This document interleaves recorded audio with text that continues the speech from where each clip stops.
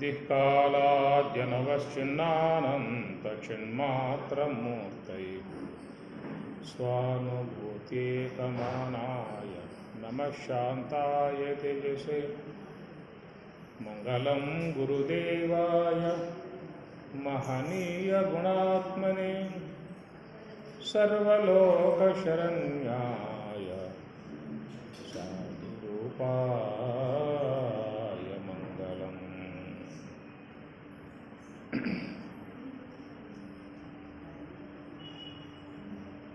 అందరికీ ప్రాణమైన ఆతనికే శరణు, ముందు మూడు మూర్తుల మూర్తికి శరణు.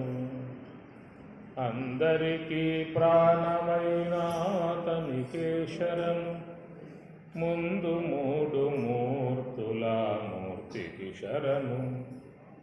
విందుపడి దేవతల దేవునికి శరణు, విందుపడి దేవతల దేవునికి శరణు. అంది మిన్ను నేలనేకమైనతనికి శరణు, అరసి నన్ను గాచిన అతనికి శరణు. తానే చైతన్యమైన దైవానకు శరణు, నానా బ్రహ్మాండాల నాదునికి శరణు. తానే చైతన్యమైన దైవానకు శరణు, నానా బ్రహ్మాండాల నాదునికి శరణు. ఆనుక శ్రీ వెంకటాద్రియందు నుండి, ఆనుక శ్రీ వెంకటాద్రియందు నుండి వరములు దీనుల కిందరికిచ్చే దేవునికి శరణు, అరసి నన్ను గాచిన ఆతనికి శరణు. పరమునిహమునేలే పతికి శరణు. భగవద్గీత 8వ అధ్యాయం అక్షర పరబ్రహ్మ యోగ.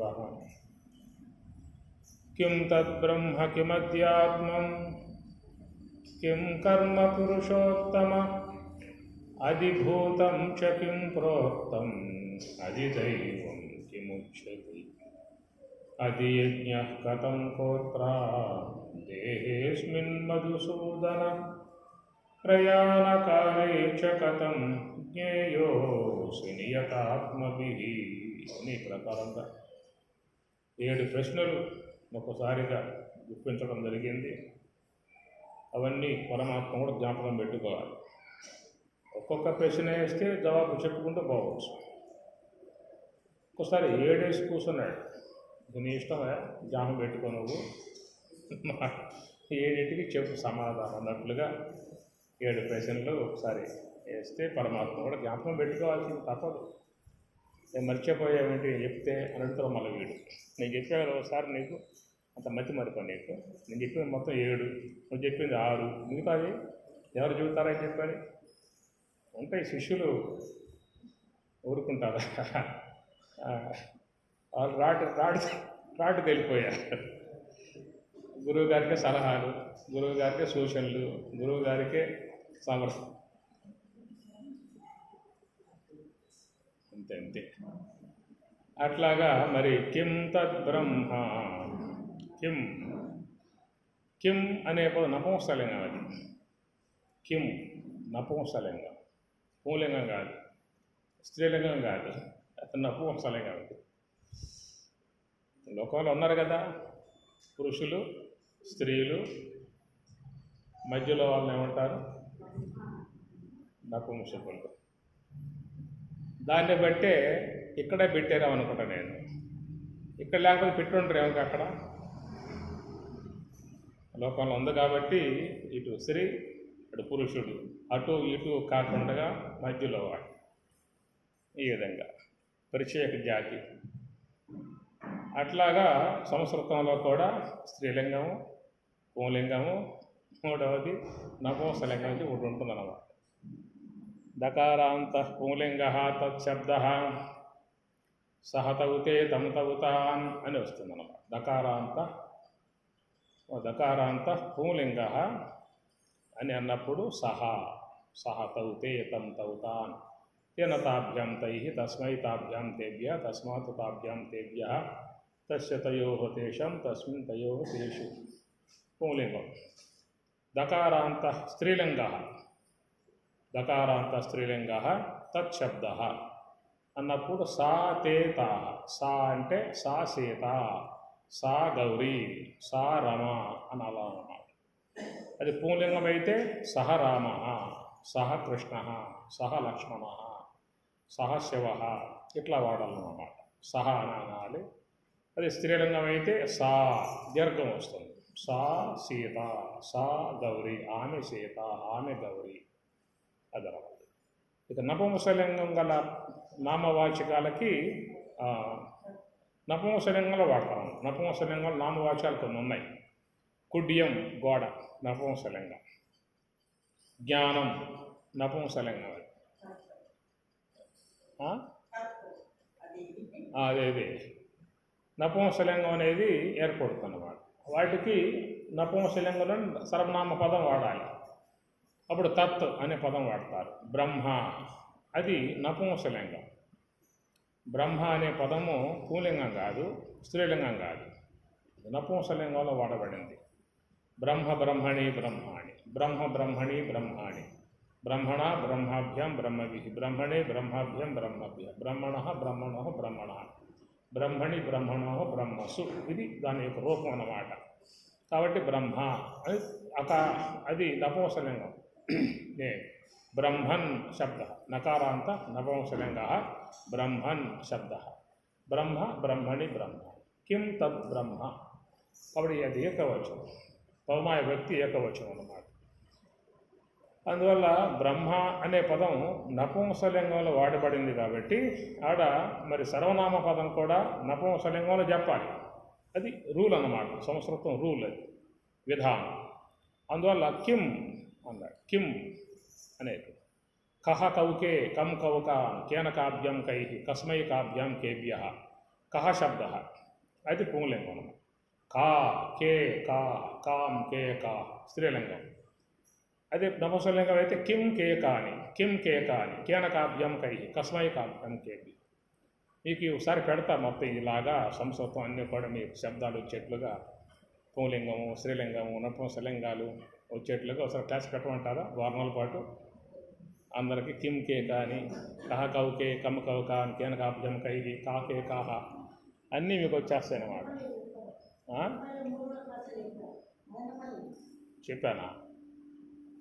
చెప్పానా?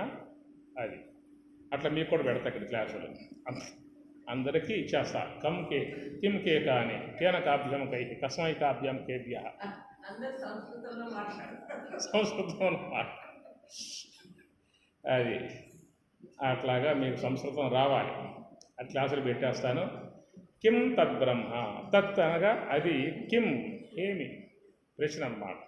కహ ఎవడు, కా యవతే, కిం ఏది. కహ ఎవడు, కా యవతే, కిం ఏది.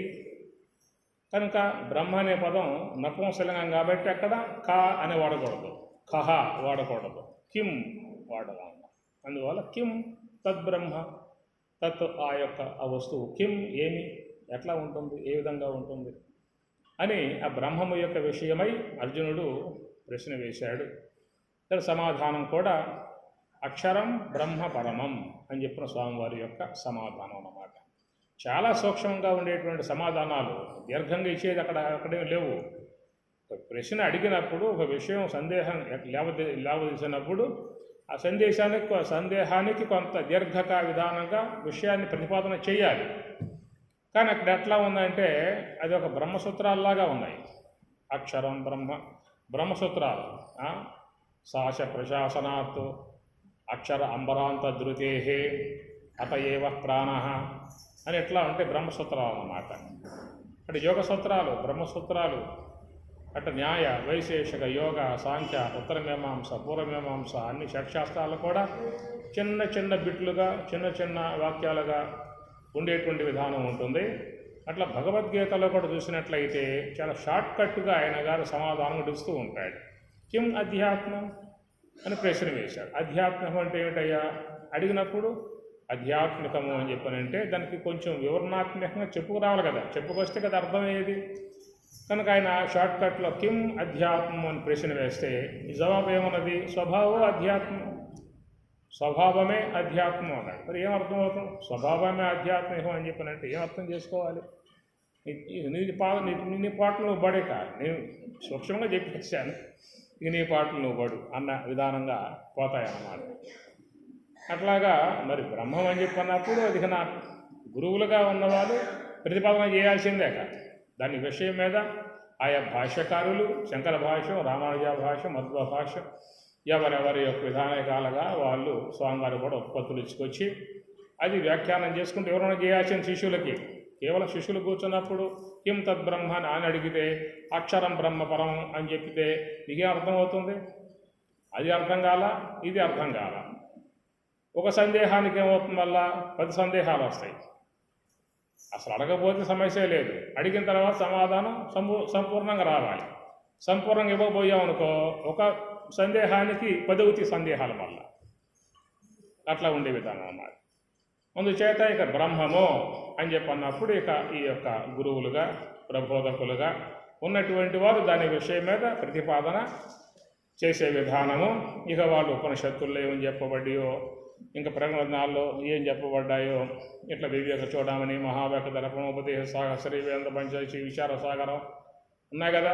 స్వామివారు ఏం చెప్పారు, వాళ్ళు ఏం చెప్పారు, ఏం చెప్పారు, మొత్తం లాక్కు రావాలేక ఇది ఒక పెద్ద శ్రమ. ఏమి ఒక తేనెత్తుడు తయారు కావాలని చెప్పనంటే ఒక పూట తగ్గుతుందా? ఆ తేనెటీగలు పోయి అనేక పుష్పాలలో వాలి వాలి వాలి వాలి ఆ మకరందాన్ని గ్రోలి తీసుకువచ్చి అట్లాగా పెట్టడం వల్ల తేనెత్తుట్టు అనేది ఏర్పడుతుంది. అప్పుడు ఈ పరమ భక్తులు ఆ తేనెతుట్టి బాగా పిండుకొని ఆ మైనం పక్కన బారేసేసి చక్కగా సీసాలో పోసుకొని అప్పుడప్పుడు తేనెలో కలుపుకొని తాగేసుకుంటూ ఉంటారు. అది రావడానికి ఎన్ని పుష్పాల్లో వాలిందో ఆ తొమ్మిద ఎంత ఎక్కడెక్కడ పట్టుకొచ్చి పాపం అంతా ఆ విధంగా తయారు చేసిందో ఎంతకాలం పట్టిందో ఒకటి కాదు కదా, గుంపుగా అన్నీ కలిసే చేసినటువంటి యొక్క స్వీకరణ.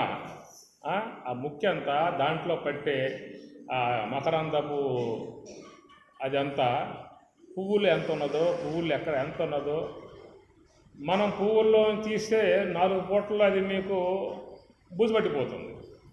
పుష్పాల్లో ఉన్న మకరందం తీసామనుకో, సీసాలో పోసుకో, 4 పూటలల్లో అది బూజు పట్టిపోతుంది.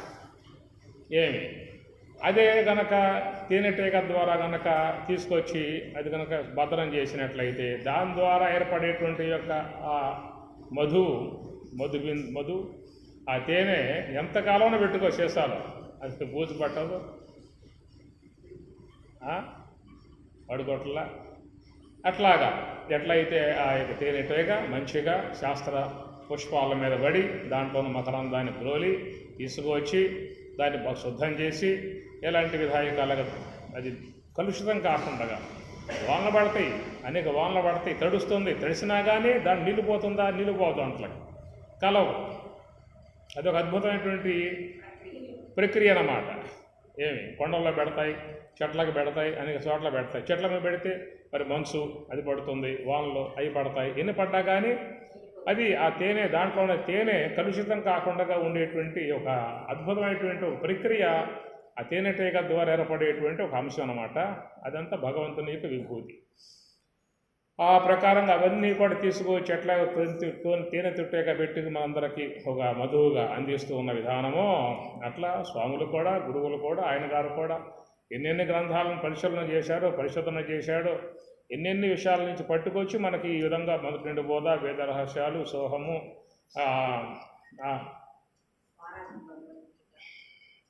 గీతా మహాత్మ్యము, గాయత్రి మంత్రం, పరమేశ్వర పంచముఖాలు, అనుభవామృతారణము, సంభాషణలు, స్వరాజ్య గీత, గీతా మహాత్మ్యము, ఉత్తర గీత, గీతా మదనము ఇవన్నీ కూడా ఆయన కూడా ఆ తేనెటీగలాగా నానా తిప్పల పడి తీసుకొచ్చి మకరందం తేనె తుట్టి మన కోసంగా పెట్టినటువంటి విధానం.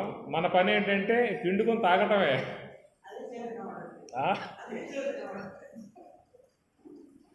మనం ఏంటంటే అవన్నీ పిండుకొని తాగటమే మన పని అనమాట. అట్లాగా ఆయన కూడా చేసిన విధానము. ఒక్క వాక్యానికి వివరణాత్మక అంశం చెప్పాలంటే ఎన్నో గ్రంథాల నుంచి తీసుకురావాల్సిన అంశాలే, ఒక దాంట్లో నీకు పూర్ణంగా ఉండదు. కాబట్టి ఆ ప్రకారం కిం ఏమిటి నాకు చెప్పు అన్నాడు. అక్షరం బ్రహ్మపరమం అని చెప్పేసి నాకేం అర్థమవుతుందా? ఉన్నారు గురువులు చెప్పేవాళ్ళు, వాళ్ళ ద్వారా విని మిగతా విషయం ఉంది. నాకు చెప్పే ఓపిక నాకు అంత తీరిక లేదు, చెప్పే ఓపిక లేదు. నాకెన్నో పనులు వ్యవహారాలు చాలా ఉన్నాయి. గురువులు చెబుతారు నీకు, ఆడ కూర్చొని నేను చెప్పిననే మాట. దాని మీద ఇక వివరణాత్మక అంశాలు వచ్చేస్తాయి. కాబట్టి బ్రహ్మము అని చెప్పన్నప్పుడు ఏమిటి బ్రహ్మము అని చెప్పానంటే అదే కదా మీకు. ఇప్పుడు బ్రహ్మలోకానికి నరుడు పోయాడు, ఒక అసురుడు పోయాడు, దేవత పోయారు బ్రహ్మలోకానికి. పోయి నమస్కారం చేశారు. ఏ నాయనలారా, మీ వద్దకు బ్రహ్మ విద్య కోసం వచ్చాము అని చెప్పని ఆయన చెప్పాడు. బ్రహ్మదేవులు వారితో మీ వద్దకు బ్రహ్మ విద్య వినటానికి వచ్చాము, జ్ఞానం పొందే ఉద్దేశంతో వచ్చాము అని చెప్పని అడగగా బ్రహ్మదేవులు వారు కూడా నన్ను కూర్చోండి రా అన్నాడు. 3 సాపలు వేసాడు. అవన్నీ ముగ్గురు కూర్చున్నారు. ఏం చెబుతాడో ఎందామని చెప్పి ఉద్దేశంతో వాళ్ళు కూర్చున్నారు. ఆయన గారు దా అని చెప్పని అన్నాడు. ఓ శాంతి మంత్రం చెబుతున్నాడు ఏమో ముందుగా, సహనాభవతు సహనభునక్తు అని చెప్పి ఉంటాయి కదా. అట్లా ఆయన భాషలో ఏమన్నది శాంతి మంత్రం ఏమో చెబుతాడులే అని చెప్పి ఉద్దేశంతో కూర్చున్నారు. అట్లాగే ఈయన గారు దా అన్నాడు, ఊరుకున్నాడు. ఏ విధంగా పోలేదని చెప్పి అన్నాడు. ఏం పోయేది,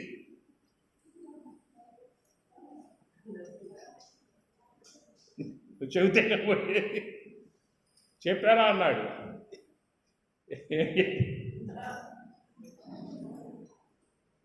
దా ఇంతేనా? అంతే అనగానే ఇక వాళ్ళు దా ఒక అక్షరం పదం కూడా కాదు, అదే పెద్ద ఉపన్యాసమా కాదు, ప్రవచనమా కాదు, ఒక పదము కాదు, ఒక అక్షరం దా అన్నాడు. ఎట్లా విచారించుకోండి అనగానే ఇక 4 దేవలోకానికి వచ్చాడు. ఏరా నువ్వు బ్రహ్మలోకానికి పోయావు కదా, ఏం చెప్పారు మన పితామహులు అని చెప్పి అడిగితే వాడు చెప్పాడు, అవి బ్రహ్మలోకానికి పోయాను ఆయన చెప్పాడు. ఏం చెప్పాడు? దా అన్నాడు. అంతదాకా పోయి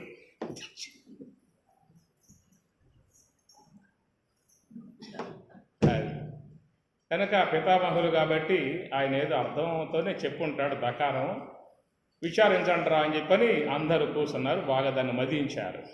మదిస్తే వాళ్ళకు అర్థం దాంట్లో వచ్చింది. దామము, వాళ్ళు గ్రహించిన అర్థం దామము. మనకి నిగ్రహం లేకపోవటం వల్ల మనం భూలోకంలో నానా తంటాలు పడి అనేక యజ్ఞయాగాదులు చేసి పుణ్యం సంపాదించి అడుగు వచ్చేసాం. ఈ పుణ్యం కాస్త కరిగిపోతూ ఉన్నది. ఈ భోగాలతో ఇంద్రియ నిగ్రహం లేకపోవటం వల్ల ఈ సుఖలాల సత్వంతో మన పుణ్యం అంతా కరిగిపోతాం. పుణ్యం కాస్త అయిపోయింది అనుకో, ఎడకపోవాలి. క్షీణే పుణ్యం మర్త్యలోకం విశంతి ఉందగా. అక్కడ రావాల్సింది ఎవరైనా స్వర్గలోకానికి పోయినా మళ్ళీ బ్రహ్మ అడ్రస్సు భూలోకమే. నరకలోకానికి పోయినా క్షీణే పాపే మర్త్యలో, క్షీణే పుణ్య మర్త్యలోకం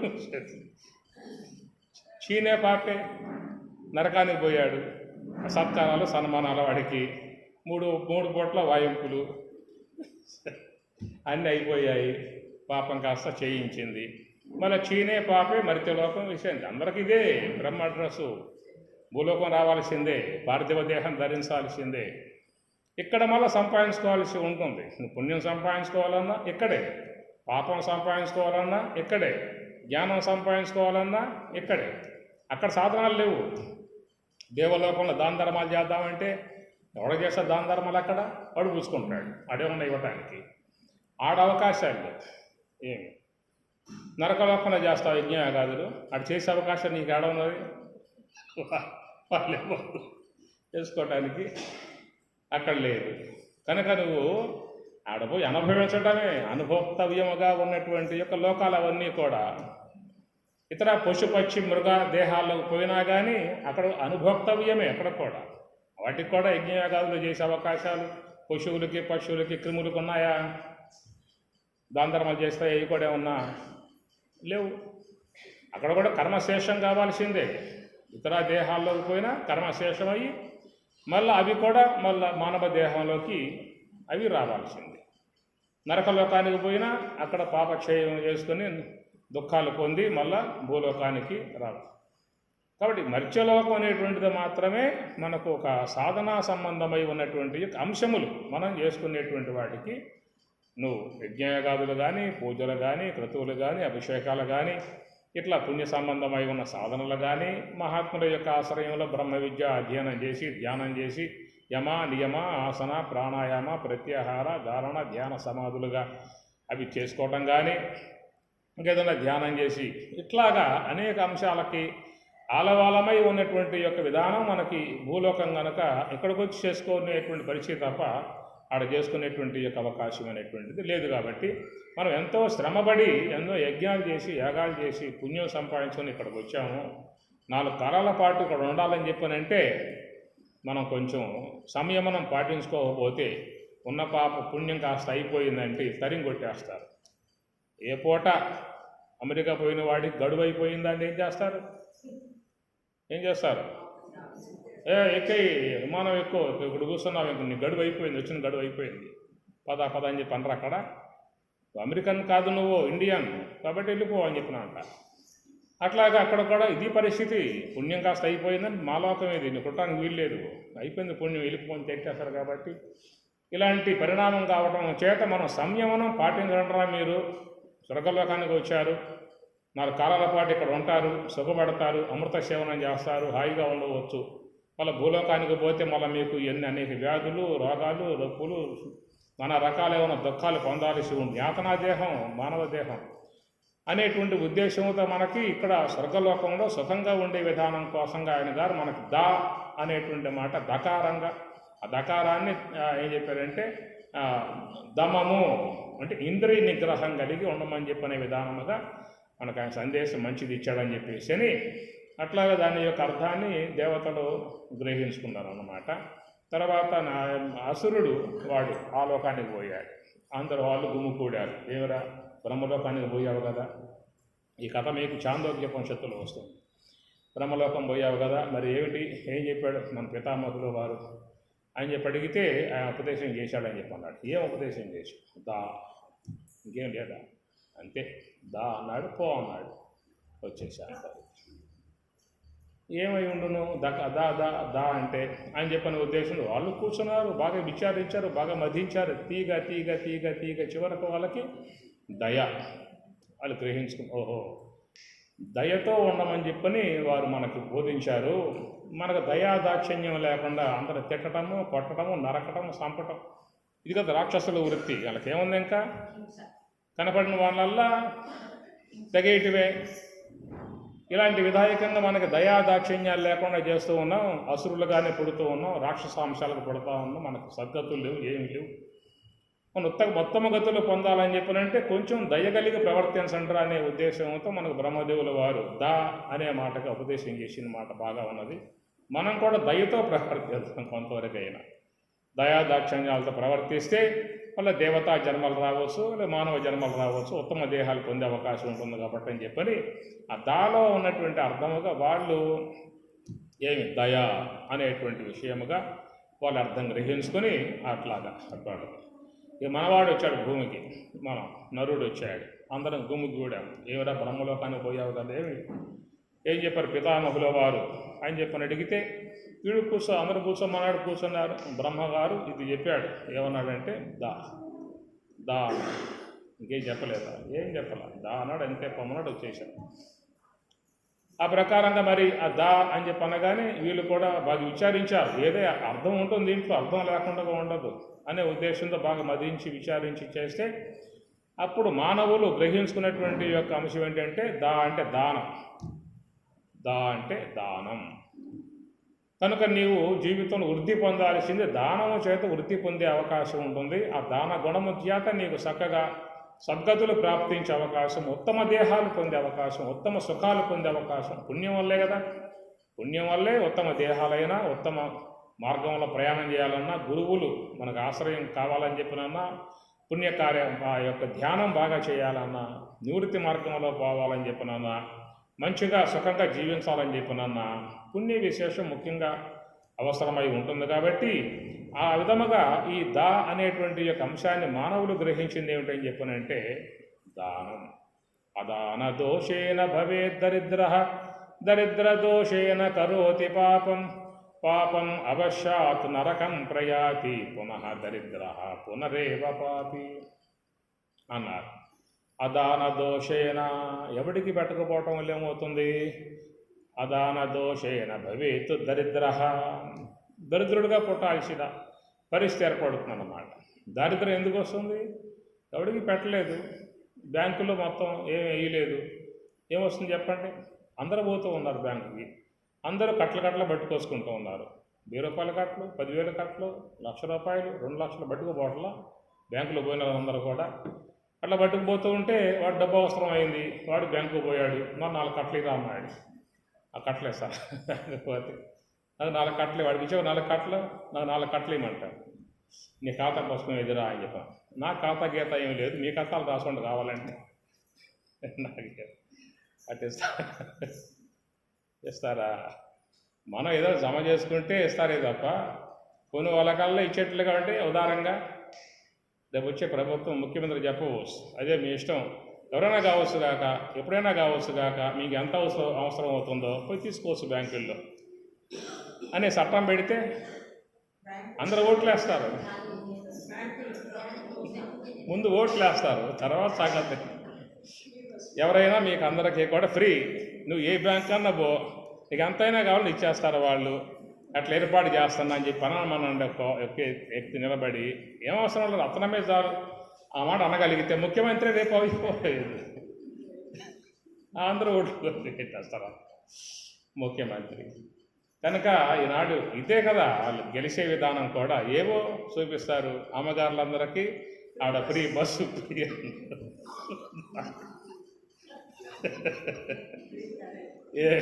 అంత ఫ్రీ సరి తిరుగుతూ ఉన్నారు. మళ్ళీ ఏమవుతుంది? అవి మన పప్పుల మీదో మీకే వడ్డిస్తాడు. ఆ బస్సులో ఫ్రీ ఇచ్చాడు. ఉప్పుల కాడ, బియ్యం కాడ, చేపల కాడ, సోపుల కాడ మొత్తం పంచేస్తారు. ఏమీ లేదు. వాడేమన్నా జేబులో ఇస్తాడా? ఏమన్నా ముఖ్యమంత్రి ఏమన్నా ఇంట్లో తీసిస్తాడా? ఏం రూపాయి తీయడు వాడేమి. ఇట్లాంటి విధానాలు ఉంటాయి లోకంలో.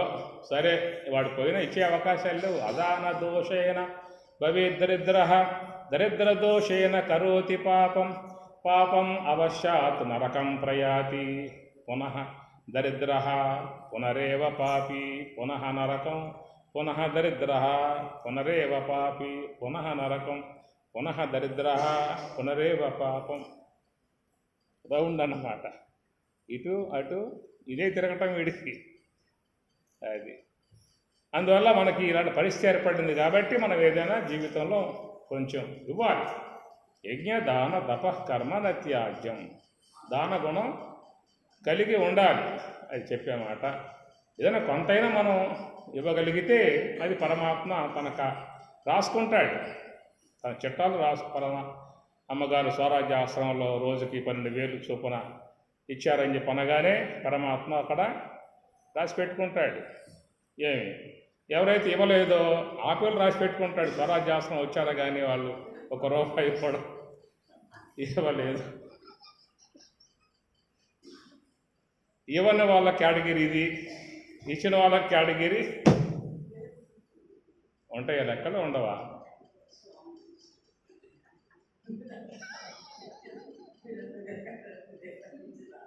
ఉండవా?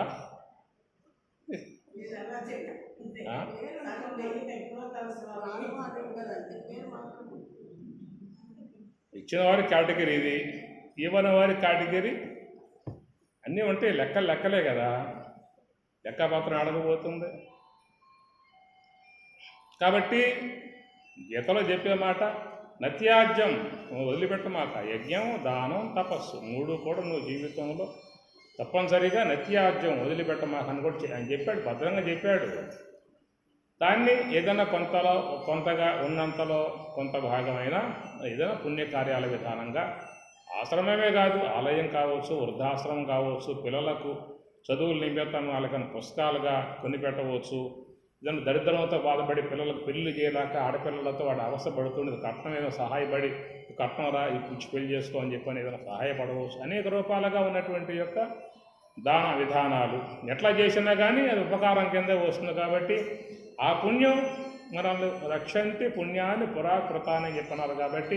కాబట్టి మానవులుగా ఉన్నటువంటి యొక్క మనం జీవితంలో ఏదైనా కొంత పుణ్య సంబంధమై ఉన్నటువంటి అంశం స్వీకరించాలి అనే భావనకు బ్రహ్మదేవుల వారు మాకు ఈ దా అనేటువంటి పదముగా దాన గుణంగా తెలియజేసినటువంటి భావన. అట్లాగా వాళ్ళు ఆ దా అనే దాన్ని అసురులు, నరులు, అసురులు, సురులు గ్రహించుకున్న విధానము అట్లా ఉంటాయి. కిం తద్ బ్రహ్మ, కాబట్టి తత్వ అది బ్రహ్మము కిం ఏమిటని చెప్పన్నప్పుడు అక్షరం బ్రహ్మ పరమ 3 పదాలు అక్కడ వాడాడు అన్నప్పుడు మనం కూడా దీని మీద కూర్చోవాలి.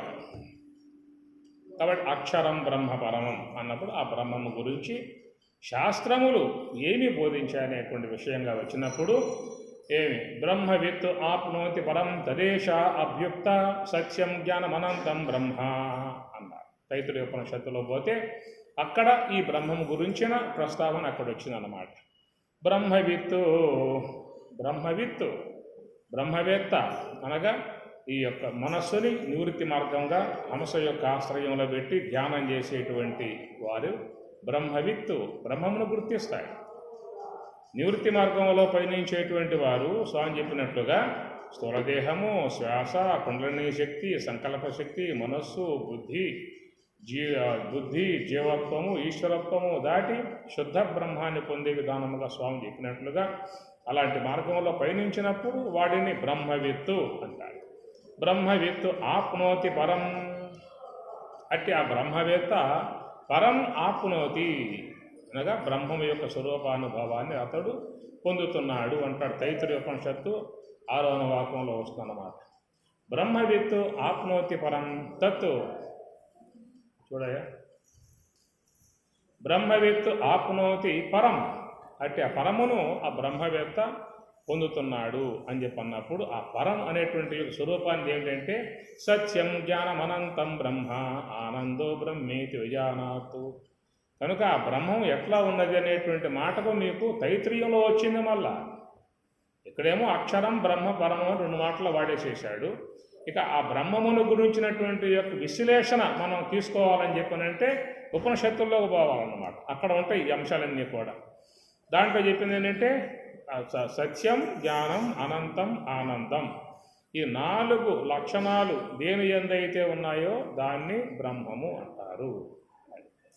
దాంట్లో ఉన్న లక్షణాలు అవి నిత్య విశేషణాలు అన్నమాట.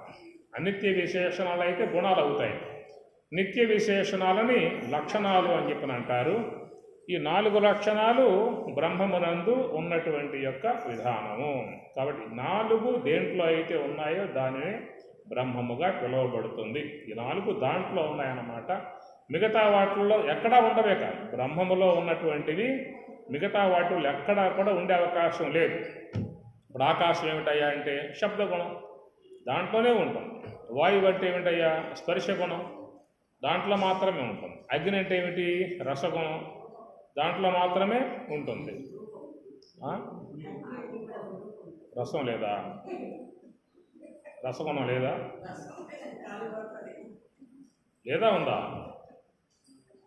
ఉందా లేదా? టెస్ట్ చేశారు ఎప్పుడన్నా? టెస్టింగ్ చేశారా? ఇప్పుడు చేయండి. ఇంట్లో ఉందిగా, స్టవ్ వెలిగించండి, అట్లా కాడ బాగా ఎర్రగా కాల్చండి, పెట్టండి నాలుక మీద. తియ్యగా ఉందో, పుల్లగా ఉందో, ఒగరగా ఉందో, చేదుగా ఉందో అర్థమవుతుందిగా. ప్రత్యక్ష ప్రమాణం కదా మంది.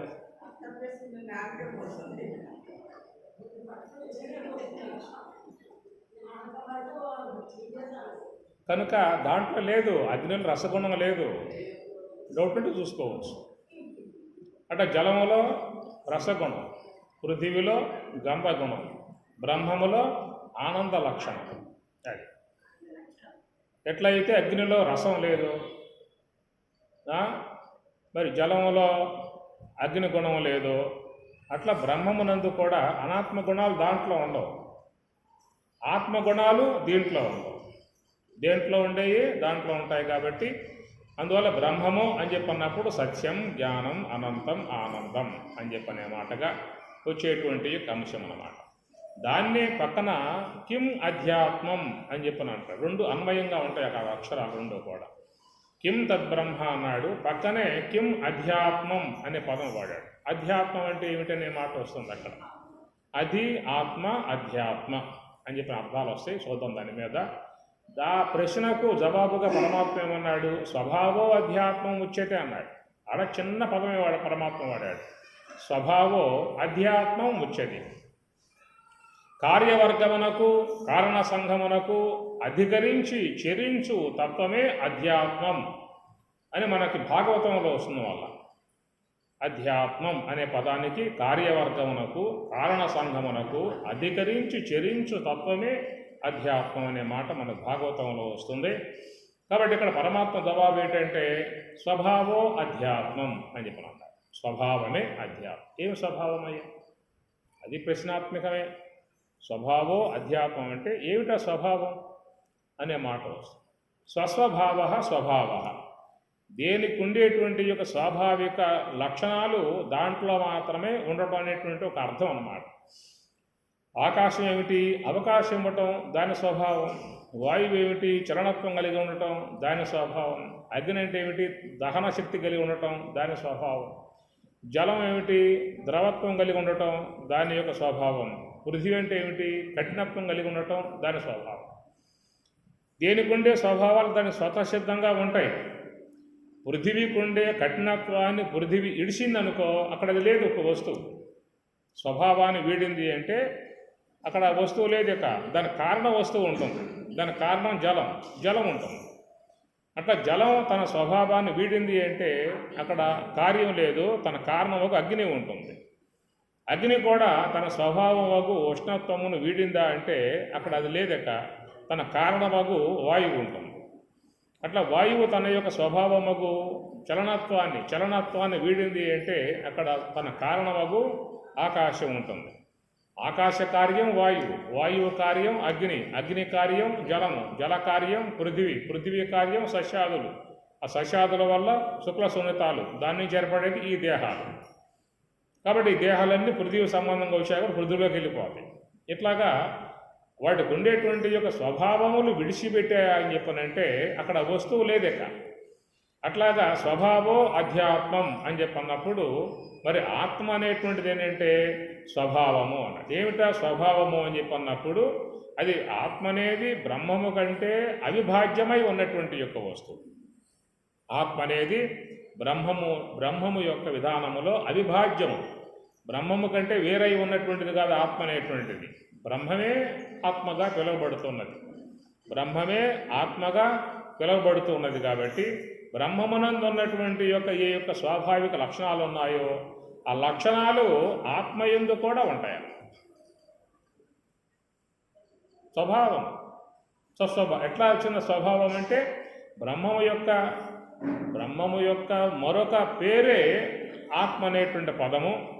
కనుక బ్రహ్మము అని చెప్పన్నప్పుడు సర్వవ్యాపకం, అంతటా వ్యాపకమై ఉన్న స్వరూపాన్ని బ్రహ్మము అన్నప్పుడు మరి ఆత్మ అంటే ఏమిటి అంటే ప్రతి ఒక్క శరీరమునందు ఉన్నటువంటి ఆ బ్రహ్మ చేతనాన్నే ఆత్మ. అంతటా ఉన్నది. సర్వం ఏతద్ బ్రహ్మ అయం ఆత్మ బ్రహ్మ మాండిక్యం. దాని ప్రామాణికం ఏంటంటే మాండిక్యమే ప్రామాణికం. సర్వం ఏతద్ బ్రహ్మ, అంతటా వ్యాపకమై ఉన్న వస్తువు బ్రహ్మమైతే అయం ఆత్మ బ్రహ్మ, అయం ఈ యొక్క దేహములో ఉన్న ఆత్మయే బ్రహ్మము. కాబట్టి అంతటా ఉన్న బ్రహ్మానికి ఈ దేహములో ఉన్నటువంటి యొక్క ఆత్మకు తేడా లేదు. రెండు కూడా ఒకే స్వరూపం కలిగి ఉన్నాయన్నమాట. ఒకే స్వరూపం కలిగి ఉన్నప్పుడు మరి దాన్ని ఎందుకు బ్రహ్మం అన్నావు, దీన్ని ఎందుకు ఆత్మ అని చెప్పని అన్నావు? ఉపాధి ఉండటం కారణంగా ఉపహిత చేతనమును ఆత్మ అంటారు. అంతటా ఉన్నటువంటి దాన్ని ఆకాశము అన్నాం. ఘటంలో ఉన్న ఆకాశాన్ని ఘటాకాశం అన్నాం. ఎందుకు ఘటాకాశం అన్నావు అని చెప్పినంటే ఘటం ఉపాధి ఉంది కాబట్టి. ఘట ఉపాధి ఉండటం వల్ల ఘటాకాశం అన్నాం. ఘటం ఉపాధి లేకపోతే మహాకాశమే. అట్లాగా దేహోపాధి, ఈ దేహాలు ఉన్నాయి కదా, ఈ దేహములే ఉపాధి బ్రహ్మమునకు. కనుక ఆ బ్రహ్మం ఈ శరీరములో ఉందని చెప్పినప్పుడు ఆ బ్రహ్మమునే ఈ శరీరం ఉన్నటువంటి చేతనాన్ని ఆత్మ అని చెప్పినారు. కాబట్టి ఆత్మకు ఏమిటయ్యంటే స్వభావము, బ్రహ్మములో ఉన్న లక్షణాలే దీని యందు కూడా ఉన్నాయి. బ్రహ్మమునికి ఏం చెప్పారు? సత్యం, జ్ఞానం, అనంతం బ్రహ్మ, ఆనందో బ్రహ్మేతి విజానాథని కదా చెప్పింది. ఏవి అందుచేత ఆ 4 కూడా బ్రహ్మములో ఉన్నటువంటివి, అవి నీలో కూడా స్వాభావికముగా ఉన్నాయి. నాలో స్వాభావికముగా ఉన్నాయనేటువంటి విషయం ఎట్లా చూసుకోవాలి? అసలు ఈ ఆత్మ అనేది బ్రహ్మమా, బ్రహ్మము కాదా? బ్రహ్మమే అయితే దాంట్లో లక్షణం దీంట్లో కూడా ఉండాలి కదా. లక్షణ భేదం ఉన్నట్లయితే అది ఇది అనే అంటానికి వీల్లేదు. లక్షణ భేదం ఉంటే అది ఇది అంటానికి ఒకటే చెప్పి అంటానికి వీల్లేదు. లక్షణ సామ్యత ఉన్నప్పుడు మాత్రమే అది ఇది రెండు ఒకటే అని చెప్పని అంటాం. లక్షణ భేదము అని చెప్పనంటే ఒక మానవుడిని నుంచోబెట్టాం, ఒక పశువుని పక్కన నుంచోబెట్టాం. పశువు మానవుడు ఇద్దరు ఒకే రకంగా ఉన్నారా? లేరంటే కారణం ఏమిటి? లక్షణ భేదం. దీని యొక్క ఆకార ఆకృతి లక్షణాలు వేరు, ఈ మనిషి యొక్క ఆకార ఆకృతి లక్షణాలు వేరు. లక్షణ భేదాన్ని బట్టి ఇది పశువయ్యా, ఇది మనుజుడు, ఇద్దరికి కూడా సామ్యత లేదు అని చెప్పని అంటారు. అదే ఒక మానవుణ్ణి మరొక మానవుడిని నుంచోబెట్టినట్లయితే ఏమంటారు? ఇద్దరు మానవులే అని చెప్పని అంటారు. ఎందుకంటే ఇద్దరు ఎందుకు కూడా అవయవ సముదాయంలో భేదం లేదు. 2 కాళ్ళు, 2 చేతులు, ఉదరము, తల, దానికి ఉన్నటువంటి అవయవాలు సమానంగా ఉన్నాయి కాబట్టి ఇతడు మనుజుడే, ఇద్దరు మానవులే. ఎందువల్లంటే సమాన లక్షణాలు ఇద్దరిలో ఉన్నాయి కాబట్టి ఈ లక్షణ భేదం అనేది ఉన్నప్పుడు ఏమవుతుందంటే అది వేరు ఇది వేరయ్యా, అది గోవు ఇతడు మనుషుడు, అది గొర్రె ఇది బర్రె, ఇది ఎట్లాగా లక్షణ భేదం చూపించినప్పుడే అది ఇది ఏరనే మాట వస్తుందన్నమాట. ఇక్కడ బ్రహ్మము ఆత్మ రెండూ కూడా ఒకటేనే మాటగా చెప్పుతుంది శాస్త్రం. అయం ఆత్మ బ్రహ్మ అని చెప్పాను. ఎందుకు చెప్పిందని చెప్పానంటే బ్రహ్మములో లక్షణాలే ఆత్మ యందు కూడా ఉన్నాయి కాబట్టి. అందువల్ల మనకు లక్షణ విధానాలు చెప్పినప్పుడు మీకు శాస్త్రంలో ఆత్మకు చెప్పల, బ్రహ్మానికి చెప్పాడు. సత్యం జ్ఞానం అనంతం బ్రహ్మ అని అక్కడ బ్రహ్మ అనే పదం వాడాడు తప్ప సత్యం జ్ఞానం అనంతం ఆత్మ అన్న పదం వాడలేదు అక్కడ. కాబట్టి బ్రహ్మము అనబడేటువంటి వస్తువులో చెప్పారు. అంటే ఆ బ్రహ్మమే నీలో ఉందని చెప్పి అంటున్నాం కాబట్టి నీలో ఉన్న చేతనం అనేది ఆ బ్రహ్మమే కనుక నీలో ఉన్న చేతనాన్ని ప్రత్యేగాత్మ అని చెప్పి అంటారు. కాబట్టి ఆ ప్రత్యేగాత్మలో కూడా ఈ 4 లక్షణాలు ఉన్నాయో లేవో చూసుకో. నీకు ఆ లక్షణాలు తెలియబడ్డట్లయితే నీకేమవుతుంది? ఈ ఆత్మయే బ్రహ్మము అని చెప్పారు. అందువల్ల బ్రహ్మం అంటే ఏమిటండి? సత్యం అంటే త్రికాలాబాధ్యమై ఉన్నటువంటి వస్తువు. అన్ని కాలములలో ఉండాలి, అన్ని అవస్థలలో ఉండాలి, అన్ని కాలాల్లో ఉండాలి. ఏమి కాల దేశ వస్తు కృత పరిచ్ఛేద రహితమే సత్యము అన్నారు. అన్ని కాలాల్లో ఉండాలన్నమాట. ఇప్పుడు నువ్వు అన్ని కాలాల్లో ఉన్నావా? చెప్పండి. అన్ని కాలాల్లో ఉన్నారా? మీరు ఉన్నారా? నిన్న ఉన్నారా? ఈ పూట ఉన్నారా? రేపు ఉంటారా?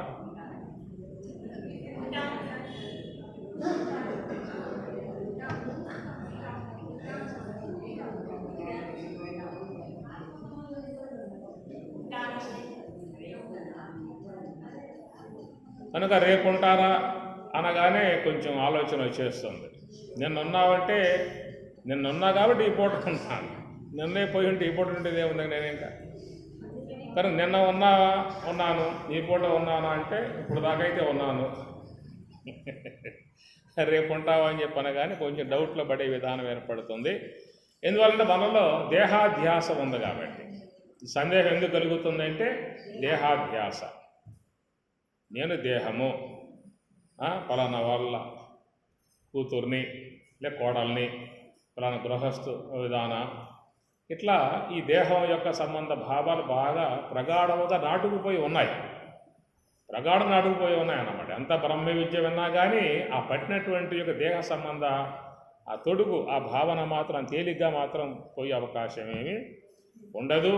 మనం ఈ వారం రోజులే బాగా అద్వైత బోధ అంతా విని విని విని అహం బ్రహ్మాస్మి అహం బ్రహ్మాస్మి అహం బ్రహ్మాస్మి పలుమార్లు ఉచ్చారణ చేసి చేసి చేసి అట్లాగా పోతూ ఉంటే ఎవరైనా ఆ పేరు పెట్టి ఎవరైనా తిట్టారు అంటే ఏమిరా తిడతావురా ముందుగా చెప్పాలి కొట్టేస్తాం. ఏమి ఒకవేళ ఆ పోయే విధానం ఉన్నటువంటి వాడిని పట్టుకొని నువ్వు బ్రహ్మం అని చెప్పి అన్నావు కదా, ఆ బ్రహ్మం తిట్టాడు అనుకో, ఏం కోపం ఏమరా తిట్టుకొని ఇష్టం అంట. అంటే ఇక్కడ దేహ సంబంధ భావన బాగా ఎప్పటి నుంచో అనేక జన్మలుగా బాగా ముదిరిపోయి ఉన్న వ్యవహారం కాబట్టి అంత తేలిగ్గా పోయేది కాదు అనేటువంటి విషయాన్ని బోధించడానికే మనకి మనీషా పంచకం అనేది కూడా వచ్చింది. మనీషా పంచకంలో కూడా శంకరాచార్యుల వారు ఆ యొక్క దేహ అధ్యాస ఎంత ప్రగాఢంగా ఉంటుందనేటువంటి విషయాన్ని వ్యక్తి చూపడానికి మనకి మనీషా పంచకాన్ని ఇచ్చిన విధానం. శంకరుడు బాగా శుచిర్భూతుడై ఈ ఉదిరేఖలు ధరించి పట్టు వస్త్రం ధరించి తన ఆశ్రమానికి పోతూ ఉండగా ఆ దారిలో చండాలుడు వస్తూ ఉంటే వాడిని గచ్చ పో అని దూరంగా పోమని చెప్పి అన్నప్పుడు ఆ మాటలు విన్నటువంటి యొక్క చండాలుడు ఏం పోవాలా దూరంగా అని చెప్పాడు. ఆవిడ ప్రశ్న వేయటం నువ్వు దేహాన్ని పోమంటున్నావా ఆత్మను పోమంటున్నావా దేన్ని పోమని చెప్పి అంటూ ఉన్నావు. గచ్చేది చాబ్రవీత్ అన్నమయాత్ అథవా చైతన్యమేవ చైతన్యాత్ ఎతివర దూరీకర్తం ఎతివర వైవారు దూరీకర్తం ఏ దూరంగా పోవాలని చెప్పి అంటున్నారు మీరు. కిం గచ్చేది చాబ్రవీత్ దేని పొమ్మని చెప్పి అంటున్నావు, దేహం పొమ్మంటున్నావా ఆత్మ పొమ్మంటున్నావు నువ్వు అని ప్రకారం వాడు ప్రశ్న వేయటం ఆరంభం చేసి తలికి ఈయన కొంచెం ఆలోచనలో పడ్డాడు. ఏమి కిం గంగాంబుని బింబితే ఎంబరమనవు చండాలవాపీపయ ప్రత్యగ్వస్తుని నిస్తరంగ సహజానందావబోధాంబుదౌ విప్రోయం స్వపచోయమిత్యపికోయం విభేద భ్రమ కిం గంగాంబుని బింబితేంబరమనవు చండాలవాపీపయ పూరేవాంతరమస్తి కాంచన ఘటీ మృత్కుంభయోర్వాంబరే అని ప్రశ్న వేశాడు. ప్రత్యగ్వస్తుని నిస్తరంగ సహజానందావబోధాంబుదౌ అంబుదౌ సముద్రం ఆనందసాగరం దాంట్లో ఉన్నటువంటి యొక్క నీవు నేను అందరం దాంట్లోనే ఉన్నాం, ఆనందసాగరంలో ఉన్నాం బిందువుల్లాగా. ఏమి అలాగా ఉన్నటువంటి దానాలలో ఏది నువ్వు పొమ్మని చెప్పి అంటున్నావు అని చెప్పని అడగడంతో తెప్పరిల్లుకొని అప్పుడు కొంచెం జ్ఞానోదయం తెలుసుకుని అదేదే ఇంత పొరపాటు పడ్డాను, ఇంత అద్వైతం బోధించి ఇంత అద్వైత బోధనలు చేసి ఇంత గ్రంథాలు రచించి చివరికి యొక్క దేహం యొక్క మోహం విడిచిపెట్టలేదు అనేటువంటి ఒక భావన అక్కడ కలగజేయటానికి అన్నమాట. అంతటి గొప్ప వాళ్ళ విధానంలో కూడా ఈ దేహ భావన అనేటువంటిది అంత ప్రగాఢంగా పట్టింది అని చెప్పానంటే సామాన్యుల విషయం అనే అంశాన్ని చెప్పటానికి అక్కడ మనకు తీసుకొచ్చినటువంటి విధానం. కాబట్టి ఈ ప్రకారంగా రేపు ఉంటావా అని చెప్పి అనగానే ఇంత అద్వైత అధ్యయనం చేసినప్పటికీ కూడా రేపు ఉంటావని స్వామి అడుగుతున్నారు, ఏం చెప్పాలి, రేపు ఉంటానా ఓడతానా పొద్దున ఏమో అని చెప్పని. ఒకవేళ దేహం ఊడినా నేను ఉంటాను అనే భావం ఒకటి దృఢంగా ఉండాలి కదా. పై తొడుగు చొక్కా ఇప్పేశాడు, చొక్కా ఇప్పేసి నువ్వు లేవా, నువ్వు ఉన్నావు కదా. వాసాంశి జీర్ణాన్ని యథా విహాయ.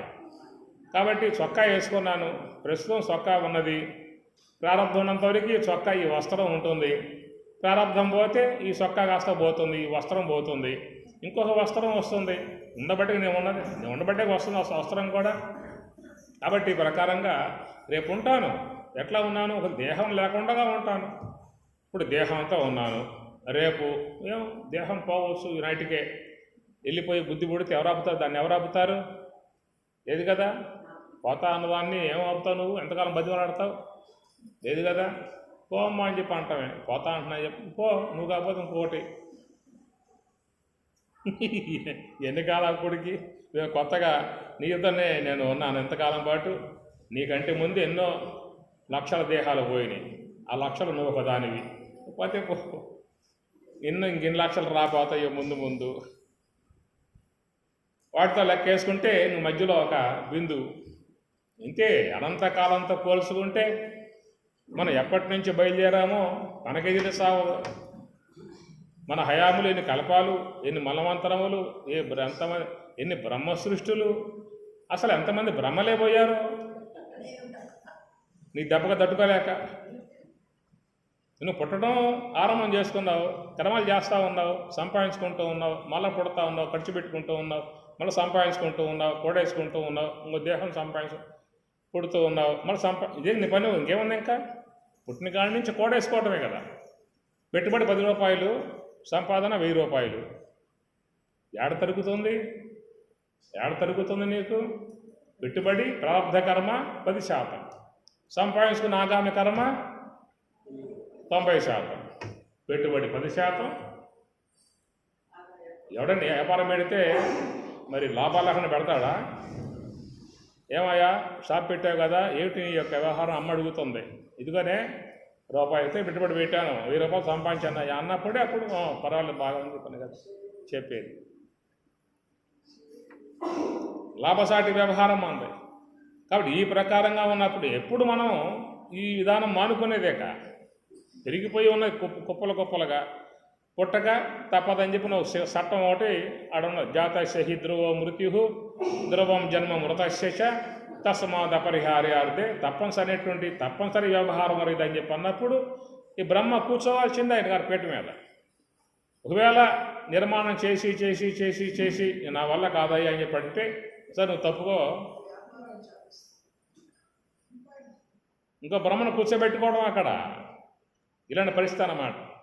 ఈ లెక్కలో ఎంతమంది బ్రహ్మలు మారిపోయిన విధానాలు మనకి పురాణాలలోకి పోతే అర్థమవుతుంది. భాగవతంలోకి పోండి, ఆ భాగవతంలో ఎన్ని మన్వంతరములు, ఎంతమంది మనువులు, ఎంతమంది ప్రజాపతులు, ఎంతమంది బ్రహ్మలు అనేటువంటిదో మీకు అంత లెక్కపత్రం అంతా భాగవతంలో వచ్చేటువంటి విధానం ఉంటుంది. కాబట్టి ఒక అనంత కాల ప్రవాహం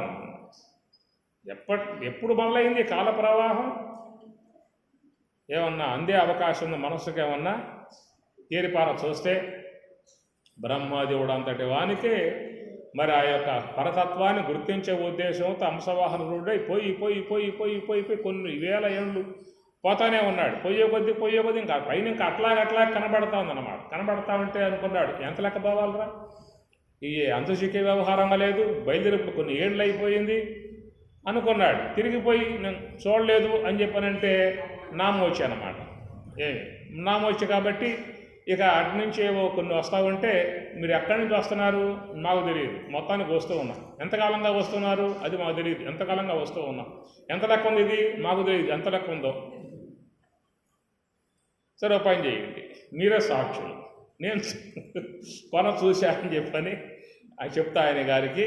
మీరు కొంచెం నాకు సహకరించి ఇట్లా అన్నాడు చాలు, ఇవే అనాల్సిన అవసరం, తలకాయ ఊపితే చాలు, నువ్వు తోక ఊపితే చాలు అని ఏదో ఒప్పందం చేసుకొని ఆయన గారు రావటం, ఆ మహాదేవుడికి ఏదో చెప్పటం. వీళ్ళు కూడా భయంతో వణికిపోతూ ఒక పక్క కాదని ఒక పక్క అవునని, కాదంటే ఈయన కోపం, అవునంటే ఆయన కోపం,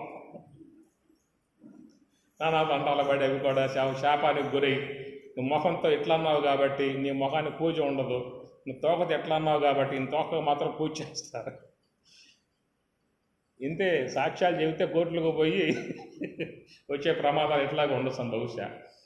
అందుచేత అంతు చిక్కని వ్యవహారం బ్రహ్మకే అంతు చిక్కలేదు. దాంతోస్తి మమ దివ్యానాం విభూతీనాం పరంతప నమే విదుస్వరగణా ప్రభవం నమహర్షయ అహం ఆదిర్హి దేవానాం మహర్షయనాం నమే విదు స్వరగణా, స్వరగణాలకు కూడా నమే విదు, నా యొక్క దివ్యత్వము అనంతత్వము వాళ్ళకు తెలియబడే విధానం కాదు. నమహర్షయ, మహర్షులకు కూడా మహర్షులు చాలా గుర్తించారు. జ్యోతిశాస్త్రం కానీ, వాస్తుశాస్త్రం కానీ, ఆధ్యాత్మిక శాస్త్రం కానీ అన్నీ వాళ్ళకి ఇచ్చింది. శిక్ష, కల్ప, వ్యాకరణం, నిరుక్తం, ఛందస్సు, జ్యోతిష్ శాస్త్రం ఉన్న శాస్త్రమంతా వాళ్ళే ఇచ్చారు. మనం ఏం చేసాం దాంట్లో అధ్యయనం చేయటానికి మన వల్ల కావట్లా. ఒక జ్యోతిష్ శాస్త్రం పూర్ణంగా అధ్యయనం చేయాలని చెప్పారంటే జీవితకాలం పడుతుంది మనకు, ఒక్కొక్క జీవితకాలం పడుతుంది. అట్లా వాస్తుశాస్త్రం అధ్యయనం చేయాలంటే ఒక జీవితకాలం అర్పించాల్సిందే. సంగీత శాస్త్రం అధ్యయనం చేయాలంటే రాగాలు స్వరాలన్నీ అధ్యయనం చేయాలంటే జీవితకాలం పడుతుంది. ఇలాంటి ఉన్నటువంటి విద్యలన్నీ అన్నీ కూడా వాళ్ళు ఇచ్చారని చెప్పినంటే ఎంత దివ్యత్వాన్ని పొందకపోతే వాళ్ళు ఇవ్వగలిగే విధానం ఉంటుంది. అలాగా ఉన్నటువంటి యొక్క మహర్షులకు కూడా నా దివ్యత్వం అనేటువంటిది తెలియబడదు. నమే విదుష్కరగణా న మహర్షయ అని చెప్పిన అంటాడు. ఆ కోణములో ఏదో ఒక అద్భుతం, అనంతత్వం ఈ విశ్వంలో ఉన్నటువంటి విధానం. అడగపోతావయ్యా, పరిశోధన చేస్తూ ఉన్నారు వీళ్ళు, పెద్ద పెద్ద మైక్రోస్కోపులు వీళ్ళు చూస్తూ ఉన్నారు. చూసే పోయే కొద్దీ కనబడతానే ఉన్నాయి గెలాక్సీలు, పాలపంతలు ఎన్ని ఉన్నాయి, కోట్లు కోట్లు కోట్లు అని చెప్పి అంటూ ఉన్నారు. కొన్ని లక్షల కోట్ల నక్షత్రాల సమూహం ఒక పాలపంత గెలాక్సీ అన్నారు. ఎన్ని చెప్పండి? కొన్ని లక్షలు కోట్లు కలిసి ఉన్నటువంటి ఒక తేజోపుంజం, నక్షత్ర తేజోపుంజాన్ని ఒక గెలాక్సీ అన్నారు, పేరు పెట్టారు. ఎన్నో ఉన్నాయా అలాంటివి? అవి కొన్ని కోట్లు ఉన్నాయి అన్నారు. వాళ్ళకి చెప్పి దిక్కు దేవనన్నా అనంతం, అంతే, ఇంకేం లేదు. అంతం వాళ్ళు దిక్కు తెయటం లేదు.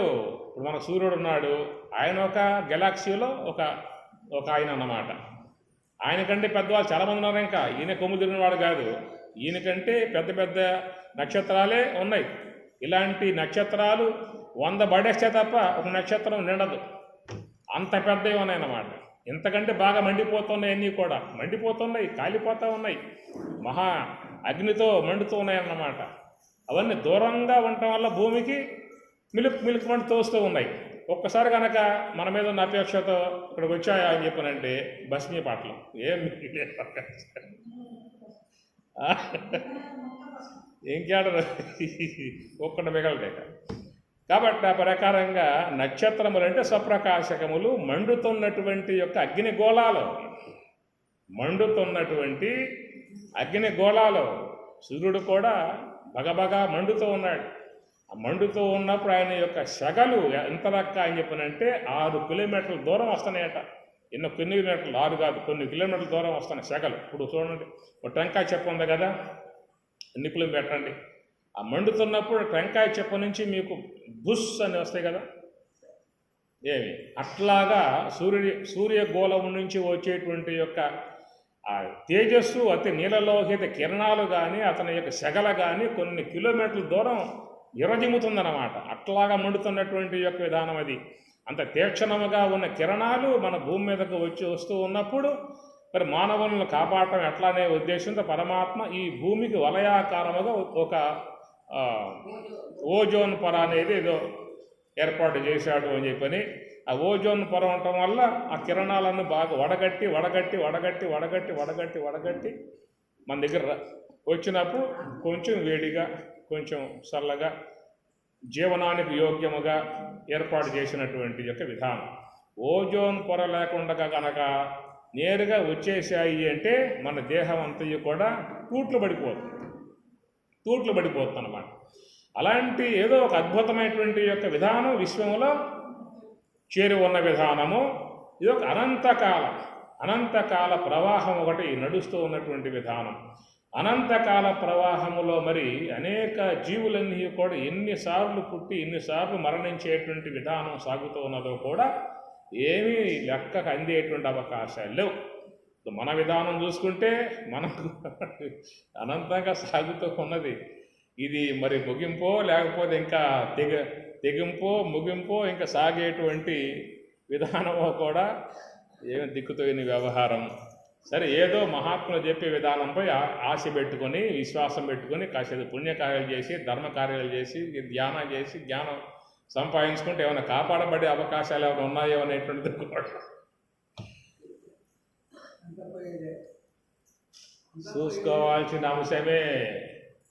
ఇది ఒక్కసారి కనుక వెనక్కపోతే అది ఒక భయానకమైనటువంటి యొక్క విధానం. తెర యువతల మనం ఉన్నాం, తెర అవతల వాళ్ళు ఉన్నారు. 2 ఉన్నాయి ఎక్కడ, తెర యువతల, తెర అవతల.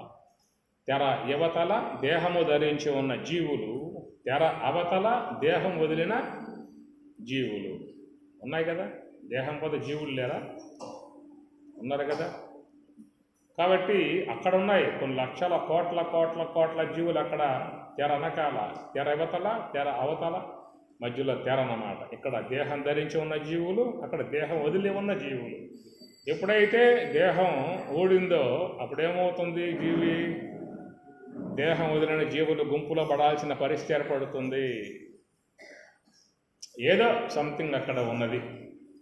అది అంతు చిక్కని వ్యవహారం ఒకటి ఉన్నది. ఏదైనా మహాత్ములు, శాస్త్రము, భగవంతుడు చెప్పే మాటల మీద విశ్వాసంతో మనం ఏదన్నా శ్రద్ధ వహించి కొన్ని పుణ్య సంబంధమైనటువంటి కార్యాలు నిర్వర్తింపజేయటం మన యొక్క కర్తవ్యమై ఉన్నది.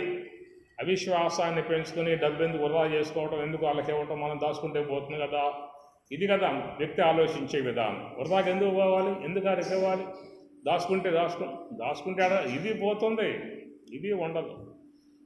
కాబట్టి ఈ విషయంలో శాస్త్రం చెబుతున్నటువంటి భగవంతుడు సాక్షాత్ భగవంతుడే అవతారంగా వచ్చి చెబుతున్నటువంటి మాట కాబట్టి ఆ కార్యాలయందు విశ్వాసంతో చేసుకోవాల్సినటువంటి ఆవశ్యకత ఉంటుంది.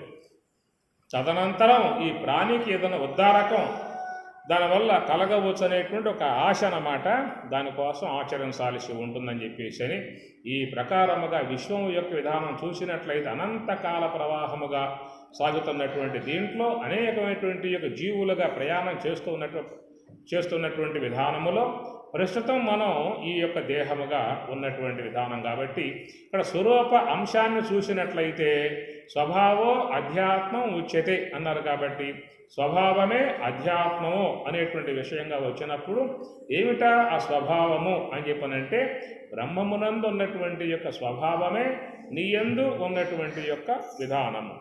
ఎందుకంటే శాస్త్రంలో బ్రహ్మము యొక్క లక్షణాలు చెప్పాడే తప్ప ఆత్మ యొక్క విషయాలు ఇక్కడ ప్రస్తావించలేదు. ఎందుకంటే అయం ఆత్మ బ్రహ్మ అన్నాడు కాబట్టి ఈ బ్రహ్మమే ఆత్మ అన్నాడు కాబట్టి బ్రహ్మములో ఉన్నయే ఆత్మలో ఉంటాయి. ఇక ప్రత్యేకంగా చెప్పేది ఏముంది? ఇంకా బ్రహ్మము కాకుండా ఆత్మ వేరై ఉంటే వాళ్ళు చెప్పాల్సి వచ్చేది.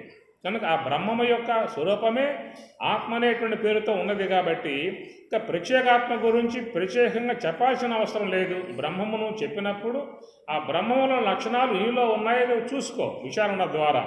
ఎట్లా అంటే సత్యము అన్నాడు. సత్యము అంటే త్రికాలాబాధ్యము, అన్ని అవస్థలలో, అన్ని కాలాలలో, అన్ని దేశాలలో ఉండేదాన్ని సత్యము అని చెప్పి అన్నప్పుడు కాల పరిచ్ఛేదం లేని విధానము. కాల పరిచ్ఛేదం అంటే నిన్న ఉన్నాను, ఈ పూట ఉన్నాను, రేపు ఉన్నాను, పోయిన వారంలో ఉన్నా, ఈ వారంలో ఉన్నా, వచ్చే వారంలో ఉన్నా, పోయిన నెలలో ఉన్నా, ఈ నెలలో ఉన్నా, వచ్చే నెలలో ఉన్నా, ఏమి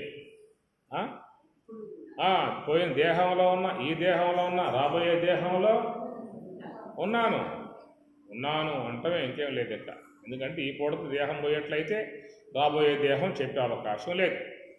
సో సోహం భావధ్యానం చేసి మరి స్వరూపానుభవాన్ని పొందామనుకో వచ్చే దేహం అనాల్సిన అవసరం లేదు. ఇప్పుడు బ్రహ్మజ్ఞాని ఉన్నాడు, బ్రహ్మజ్ఞాని విషయంలో వచ్చే దేహం అనే మాట అక్కడ వాడబడదు.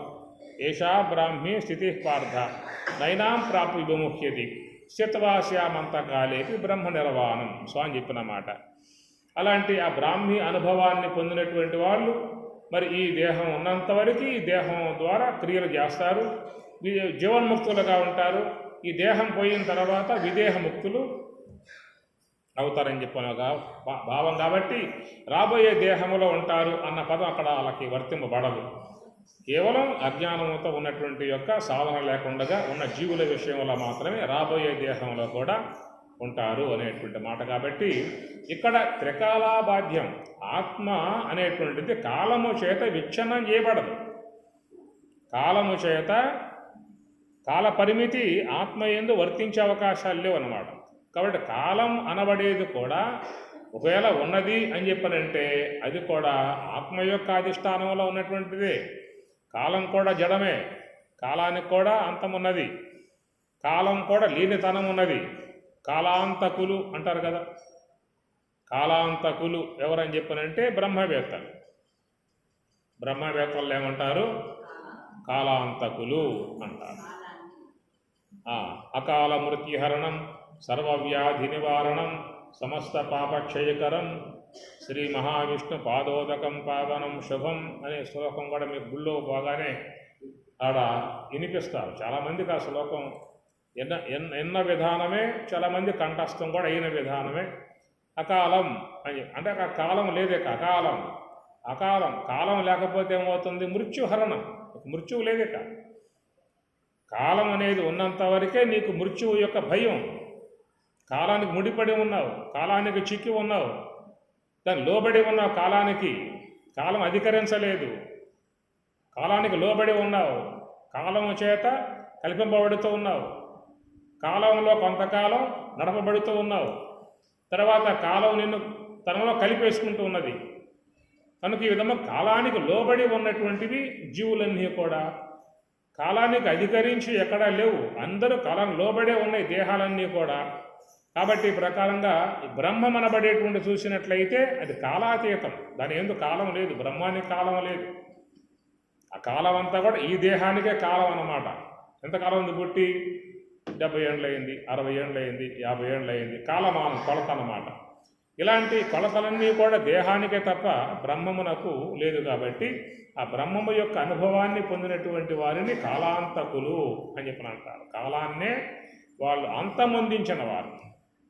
అకాల మృత్యుహరణం. ఎప్పుడైతే కాలం అంటే శ్వాస, మనకు చెప్పాల్సి వస్తే, మనం చూడాల్సి వస్తే కాలము అంటే శ్వాస, ఉచ్ఛ్వాస నిశ్వాసలే కాలము అని చెప్పని. అలాగా ఉన్నటువంటి యొక్క ఉచ్ఛ్వాస నిశ్వాసలను సాధకుడు నివృత్తి మార్గంలో పయనించి ఈ మనస్సుని శ్వాసని లయింపజేశాడు. కాబట్టి బ్రహ్మములో ఈ రెండు లయమైతేనే యోగ సమాధి. యోగ సమాధి అనబడేటువంటిది మనస్సు ఒకటే కాదు, మనస్సు నిగ్రహించినప్పుడు మనస్సుతో పాటు శ్వాస కూడా ఆగిపోతుంది. కాబట్టి రెండు ఆగి ఉన్న విధానాన్నే యోగ సమాధి అనేటువంటి మాట. దాని అకాలం, అక్కడ కాలం అంతమైంది, కాలం లేదు. ఇక్కడ బ్రహ్మం కాడ కాలం లేదు, బ్రహ్మం వద్ద కాలం లేదు. ఆ కాలం అనేది ఈశ్వర అధీనములో ఉన్నది. ఆ కాలానికి జీవులు లోబడి ఉన్నారు. కాలం అనేది ఈశ్వరుని యొక్క అధీనములో ఉన్నది. కాబట్టి ఈశ్వరుని కాలస్వరూపుడుగా భావించే విధానం ఉన్నది. కాలోస్మి ఆయన కూడా చెప్పాడు, కాలోస్మి లోకక్షయ కృత్ ప్రవృద్ధ కాలహ అస్మి అని చెప్పి అన్నాడు. కాబట్టి ఆ కాలం అనేది ఈశ్వరుడు, ఈశ్వర సన్నిధిలో ఉన్నది. ఆ కాలానికి లోబడి జీవులు ఉన్నారు. కనుక ఆ జీవుల్ని కాలం అనేది నడుపుతూ ఉంటుంది, కొంతకాలం తనలో లయం చేసుకుంటూ ఉంటుంది, మళ్ళీ ఉత్పన్నం చేస్తూ ఉంటుంది. ఇట్లా లోకంలోని జీవులన్నీ కూడా కాలానికి లోబడి ఉన్నాయన్నమాట. ఆ కాలం బ్రహ్మానికి లోబడి ఉన్నది. అందుచేత ఎవరైతే హంస యొక్క ఆశ్రయం ద్వారా నివృత్తి మార్గంలో పయనించి ఆ మనస్సుని శ్వాసం లయింపజేసే విధానం వాళ్ళు బ్రహ్మజ్ఞానులు మాత్రమే కాలాంతకులు అన్నారు. అకాలం మృత్యుహరణం. మృత్యు అంటే ఈ దేహ సంబంధం మృత్యు భయం. మృత్యుహరణం సర్వవ్యాధి నివారణం సమస్త పాపక్షయకరం. దాని సమస్త పాపాలు లేవక బ్రహ్మజ్ఞానం పొందిన తర్వాత ఏ పాపాలు ఉండే విధానం లేదట. సర్వవ్యాధి నివారణం సమస్త పాపక్షయకరం అనేటువంటి మాటలుగా చెప్పేటువంటి ఈ అంశము. కాబట్టి ఈ ప్రకారముగా ఒక కాల ప్రవాహానికి లోబడి ఈ జీవులన్నీ కూడా ఉన్నాయి. ఎంతకాలమైతే ఈ కర్మవాసనలకు లోబడి అజ్ఞానానికి లోబడి వాటికి స్వాధీనమైపోయి ఉన్నంతకాలం ఈ జీవుల్ని కాలం అనేక రకాలుగా అనేక దేహాల రూపాలుగా తిప్పుతూ ఉంటుంది. కాలానికి అధినాయకుడు ఈశ్వరుడు. కాలానికి అధినాయకుడు ఈశ్వరుడు, కాలానికి లోబడి ఉన్నవాళ్ళు జీవులు. అసలు కాలమే లేని విధానం శుద్ధ బ్రహ్మం అన్నమాట. కనుక ఆ కాలం అనేది కూడా ఉన్నది అంటే శుద్ధ బ్రహ్మ చేతనమే దానికి కూడా ఆశ్రయం. కాబట్టి ఈ ప్రకారముగా అనంతకాలముగా సాగిపోయేటువంటి విధానములో మరి ఆ కాలము అనేటువంటిది బ్రహ్మమునందు వర్తింపబడదు. బ్రహ్మమునకు అది లోబడి ఉన్నది. బ్రహ్మం కాడ ఏమీ లేదని చెప్పని కదా. బ్రహ్మం కాడ ఈ యొక్క వ్యావహారిక విశ్వము లేదు, ప్రాతిభాషిక విశ్వము లేదు, రెండూ లేవు. నీకు ఈ మాటలు భగవద్గీత 2వ అధ్యాయంలో నా సతో విద్యతే భావో నా భావో విద్యతే సతః ఉభయోహపి దృష్టవంతహతు అనయోహ తత్వదర్శిభిః అనేటువంటి విషయాలు చాలా ఉన్నాయి మనకి. అద్వైత భావన చెప్పినప్పుడు స్వప్న జాగరముల సమములు గుణశూన్యుకు పరమునికి అనే మాట భాగవతంలో వస్తుంది. అది పారమార్థికముగా చూస్తే బ్రహ్మములో ఏమీ లేదు. అక్కడ ప్రాతిభాషిక విశ్వము లేదు, వ్యావహారిక విశ్వము లేదు, అక్కడ కాలము లేదు, ఏమీ లేవు. కాబట్టి ఏకం సత్తు ఒక్కటే అన్నారు అక్కడ.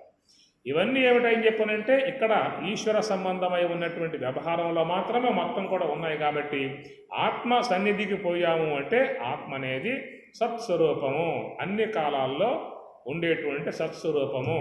ఆ సత్స్వరూపమై ఉన్నటువంటి యొక్క విధానం బ్రహ్మము యొక్క లక్షణము. అట్టి ఆ బ్రహ్మమే ఆత్మగా ఉన్నది కాబట్టి ఆత్మయకు నీయందు కూడా ఆ లక్షణమే ఉన్నది. కనుక నీ ఉన్నావు. ఎప్పుడున్నావు? జాగ్రత్త అవస్థలో ఉన్నా, స్వప్నావస్థలో ఉన్నా, సుషుప్తి అవస్థలో ఉన్నాను. నీకు లేమి లేదు. స్వప్నం నీయందు లేదు, సుషుప్తి నీయందు లేదు, జాగ్రత్త నీయందు లేదు. స్వప్నం ఉన్నదా? జాగ్రత్త లేదు. సుషుప్తి ఉందా? స్వప్నం లేదు. జాగ్రత్త ఉందా? సుషుప్తి లేదు. ఉన్నాయా? లేవు. జాగ్రత్తలో ఉన్న నీవే స్వప్నంలో ఉన్నావు, నీవే సుషుప్తిలో ఉన్నావు, ఆ నీవే జాగ్రత్త అవస్థలో ఉన్నావు. కాబట్టి నీకు లేమి లేదు, లేమి వాటికున్నది. ఆ ప్రకారముగా ఉండుట అనేటువంటి విధానములో నీవు ఉన్నావు. అన్ని అవస్థలలో ఉన్నావు, అన్ని కాలాల్లో ఉన్నావు, అన్ని దేశాలలో ఉన్నావు, అన్ని వస్తువులలో ఉన్నావు. ఆ ఉన్నావు అనేటువంటి యొక్క విధానమే బ్రహ్మము యొక్క స్వాభావిక విధానమైతే అట్టి ఆ స్వభావమే నీయందు కూడా ఉందనే విషయంగా స్వభావో అధ్యాత్మం వచ్చేది. అక్షరం బ్రహ్మ పరమం అని చెప్పినట్టు రెండు పక్కనే ఉన్నాయి. కిం బ్రహ్మ, కిం అధ్యాత్మం, రెండు. బ్రహ్మము, ఆత్మ, అయం ఆత్మ బ్రహ్మ అనే విషయాల మీద అక్షరం బ్రహ్మ పరమం లక్షణాలు బోధించాడు. ఇక్కడ స్వభావో అధ్యాత్మం వచ్చేదే ఆ బ్రహ్మములో ఉన్న లక్షణాలే ఆత్మ మీద ఉన్నాయి కాబట్టి స్వభావో అధ్యాత్మం. దీని మీద ఇంకా విషయం ఉన్నది, రేపు చూద్దాం. ఓం సహనా భవతు సహనౌ భునక్తు సహ వీర్యం కరవావహై తేజస్వినావధీతమస్తు మా విద్విషావహై. ఓం శాంతి శాంతి శాంతి. హరి ఓం తత్సతు. శ్రీ గురుభ్యో నమః. హరి ఓం.